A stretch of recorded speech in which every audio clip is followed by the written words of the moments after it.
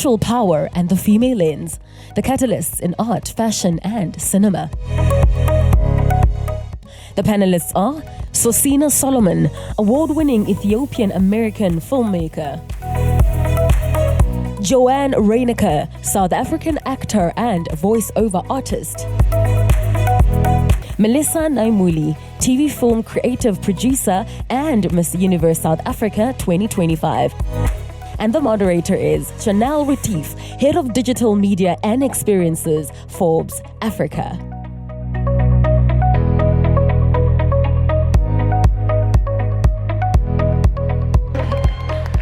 I'm so excited for this panel. Unfortunately, one person couldn't make it today, Tubi, who wanted to be here so badly, but due to a flight cancellation could not make it. But we are going to lead this conversation about the creative economy. I think it's a booming economy. I think you three ladies can attest to that. I mean, having been in the industry for as long as each of you have, I think looking at it, what sort of, trajectory are you guys seeing individually? Because even though all of you are categorized in the creative economy, you're all part of different parts and segments of the economy. I'm going to start with you, Sosina. What are you seeing at the moment? Well, thank you so much for having me. This has been an incredible day. It's a very exciting moment. Filmmaking is a huge economic driver. It's no longer a soft power in terms of how much employment it generates. It takes a whole crew to make a film. And so I'm currently working within the museum sector of filmmaking, and I find, as I travel across the continent, working with local, even drone operators and producers and people on the ground has generated an influx of an economy. And so I just think, so it's no longer an understated form of creativity, but it's undervalued, and we need to pour in an influx of infrastructure to keep it going. So. I mean, shifting gears to you, Joanne, I mean, similarly, you're also in the space of filmmaking and, production of movies and stuff. I mean, for those who do not know, Joanne was the one who was making the fake bags on Bad Influencer. Not Joanne. But jokes aside, what are you seeing at the moment, and what sort of driving forces, especially as we're seeing more global production companies and more streaming services like Netflix take on African projects? Look, I always feel like there's always a duality with things. As much as we are moving forward, there are 10 steps back that we're taking. The actor is still the bottom of the food chain. You are still the last to come and complete the puzzle. Our extras are still being treated less than human.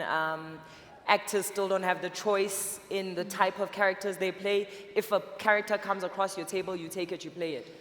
I always laugh in South Africa when I hear the question, so how do you choose characters that are going to move women? Choose? Choose what? Where? Hollywood, South Africa. Vastly different. Actors in Hollywood have 6 months that they get paid to get in condition, to learn a dialect, to get in a type of shape for the character. 2 weeks maximum is what we get to get mentally prepared. So there's no choice. You fall in love with whatever character you get. My prayer and hope moving forward is that women, actually all actors, not gender-based, all actors can have more of a choice because our economy, if it gets better, then we are in a position where we can make those choices and not just do projects to pay the rent, but actually you feel like the story needs to be told, and that's why you're part of it. 100%. Melissa, when you look at, the sort of segment that you fall into, the creative economy, I mean, not a lot of people know that you're in that particular economy because they associate you with beauty pageants, right? What are you sort of seeing, and talk to us also about the pivoting and having different sort of things to play around with. You know, it's quite interesting because television has always been my first love. I studied television very intentionally. I went to AFTA, I studied television writing because this was the industry I wanted to be in. But I think to echo what Joanne was saying, I was very naive about the industry and what it actually means. I thought I'd have the opportunity to work at a production company, write my own stories and produce that. But, you know, a real wake-up call is when you realize you don't really have authority in terms of the stories we even write, which is a big thing where people think, okay, we're watching the same show 50 million times. Why are production companies reproducing the same thing? The power does not necessarily always lie in our hands. So what we did, you know, as a company is we started looking at licensing our own shows. Now that's also something that is not easy to do at all because it means you have to invest your own money in order to write your own stories, cast the people you want, and then try sell that. And we're very fortunate whereby Netflix gave us that opportunity and we actually won a SAFTA this past weekend for one of our licensed movies. Thank you very much. Say the company. You know, the company, Say the Black company Rain name. Pictures. Black Rain Pictures. So this is, you know, we took a chance and we told an apartheid story, but from a different lens, where we did not only focus on apartheid, but rather focus on the people, the human side of it. Because as a woman, I mean, I'm 30 years old, I've always wondered what really happened. We see the violence, we see the crime, we see the heartache, but how did people actually live? And the story we're telling was about Mr. Sam Matuna.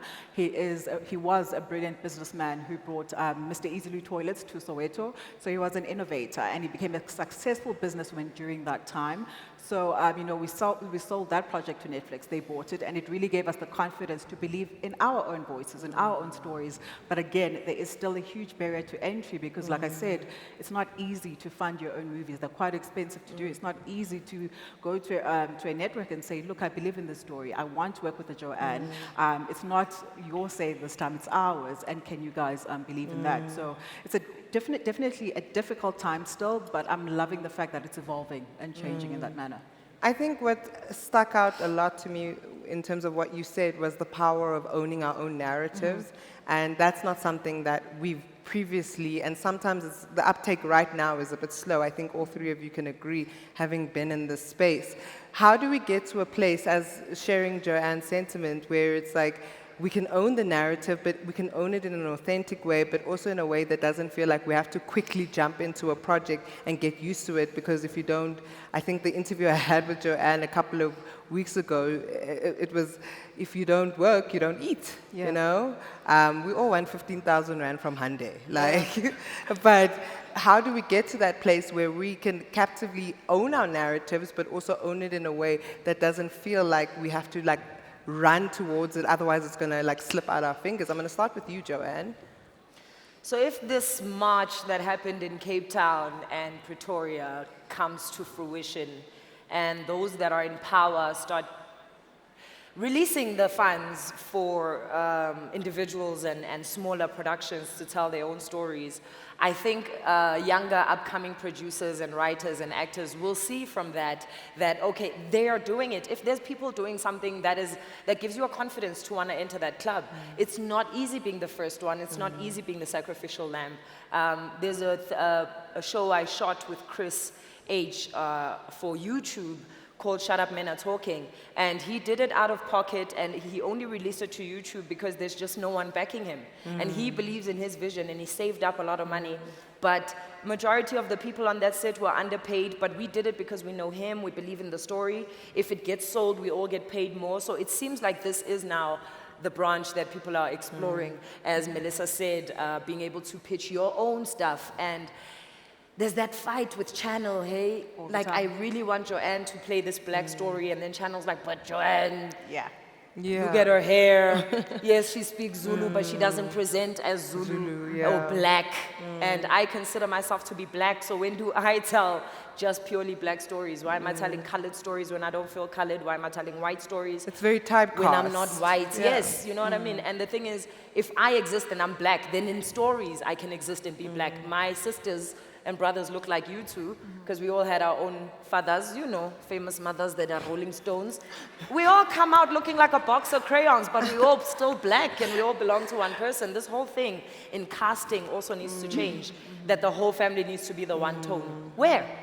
Find me the 3 daughters that are coming from the one mom and dad that look exactly the same. So just releasing all of these old school. Notions. Yeah. Yeah, they're traps. They're real traps.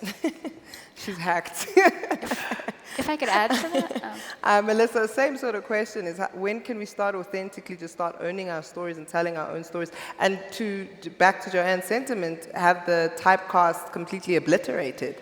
You know, it's unfortunate that still to this day we separate commerce and creativity, but one can't exist without the other. Yeah. I mean, times have changed so much. I come from a multicultural home as well, where my father's Ugandan, my mother's South African. So I've always had that duality in terms of growing up. Therefore, the world I'm seeing is not necessarily the same that Joanne lives in, but we are that black family where we look different, we sound different, right? And within that, I mean, that's motivated me in terms of the stories I tell and how I shape the world and how I see the world. So that conflict in a casting room or sometimes with channel to say, black families don't always look like this, or a white family does not necessarily look like this, because gone are the days where things were just black and white. No, there are gray areas now, and we need to reflect the times, because with storytelling, with the creative sector, it honestly is another form of education. Gone are the days where it's just the classroom or your home. As soon as you let your kids out and you give them a phone even, we are watching content, we're digesting content, we're learning. Therefore, it's such a huge responsibility in terms of what we even put out there. But that's why we need that power to be able to write our own narratives, because we do truly shape the world and shape how the industry is seen, and also how Africa is seen. In terms of filmmaking, Susina, just listening to what they are saying, how much power do you have in ensuring that that authenticity comes through within African stories? Yeah, so for a long time, you know, African films have been documented from an external lens, and we're seeing a drastic change. But not only that, like distribution models are changing. So we're no longer looking at the Hollywood archetype. So, you know, streaming is changing the way the economy is looking at things. But also, for instance, this project I recently completed with the Metropolitan Museum of Art, where I did a full 12-part series on African cultural landmarks.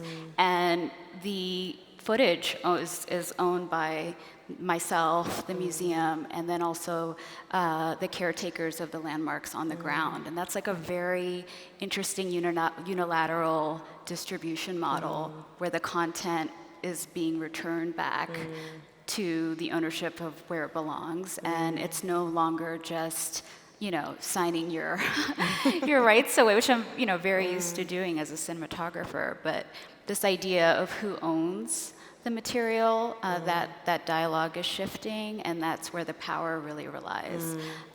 So it's no longer who's filming it, because we obviously should be filming our own stories, but who's funding it, who's distributing it, and it really belongs to all of us. And so that's a really prime example, I think. And it is a permanent collection in the museum now. So it's an archive, a cultural archive that will forever live. And so, do you know what I find also interesting? When we speak about the creative economy, it always comes back to music. Naturally, especially within the African economy, we've seen that there's been this big boom. Yeah. And that has a huge role in that has been social media.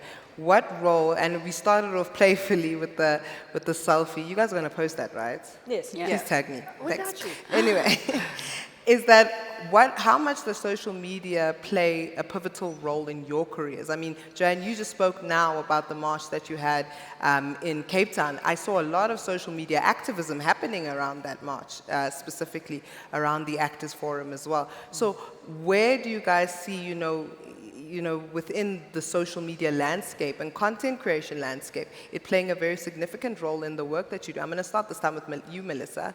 Geez, it's extremely important. Gone are the days where we can just create content and it lives in a box and you're home and you get to kind of give your feedback and your comments just with your family and no one hears it. People are loud nowadays. If they love your work, they will tell you. If they hate it, they will tell you. You will know instantly whether you're doing a good or a bad job, which is why sometimes, you know, when you're writing, you do need to listen to social media. I know we're always advised to say, don't listen to the haters. Sometimes it is constructive because you need to listen to the audience you're writing for. You need to understand understand their mindset. What is it that they're looking for? What is it that they want?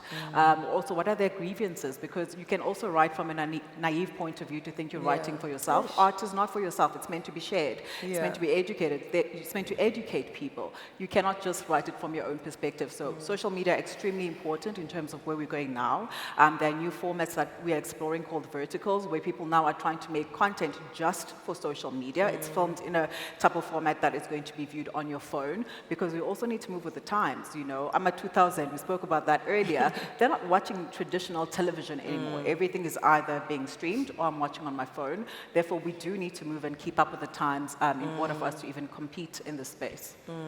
Joanne? Ooh, hey, the social media thing. It's such a dangerous space. Lord, help me say this. And also, if anyone was wondering why she became Miss Universe, I mean, oh, you speak so beautifully, Melissa. Okay, I'm not an influencer at all. I have no desires to be an influencer. I am an actor, I'm a thespian. That's my start and end. When I'm on set, I am not creating content. I don't have my phone on me. My focus is purely the scene. So that might not be the place for content creation. I prefer productions that hire someone to do that, to capture. But also maybe let's talk to Mr. Content that she's about to shoot the scene where her daughter of 3 months has died. Maybe this is not the time to say, Joe, just one for the fans. Really? And if I kick you in the mouth, because my tears are literally here. I'm an actor, I'm a thespian. We are artists, we are weird that way. But I'm conflicted when productions put it on the actor to push the show. Or when productions employ a person with 3 million followers over the thespian thinking 3 million are gonna watch your show. That never translates to that. So I think there's still a lot of fine combing that has to do. The thespian that studied specifically to be an actor, to tell people stories, should always get preference over the influencer. Unless the influencer is being hired to play themselves, then no one can do that. But social media on set, I'm very iffy about it. Like, I don't know, maybe I take myself too seriously, like I give everything the Meryl Streep treatment. And maybe I shouldn't have to, but I'm not a fan of us breaking this world that we're trying to connect to create content for those that aren't here. You know? 100%. So I'm not against it, but I'm also not gung-ho. It's 50-50. So Cecina, you in the back saying, can we just take content already? Like, when are we gonna like take pictures and stuff?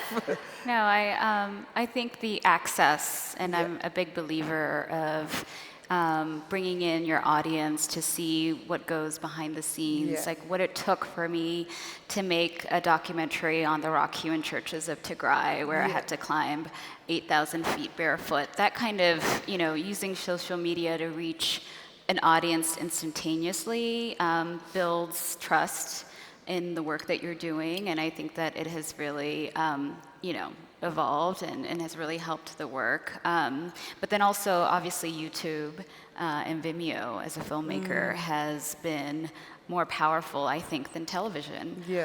So it's been an incredible tool. I could sit here all day and talk to you, but unfortunately, we have run out of time. Shucks. Thank you so much, ladies, for the wonderful conversation. Please post your selfies. I will come stalk each and every one of you and all of you as well. Thank you, guys.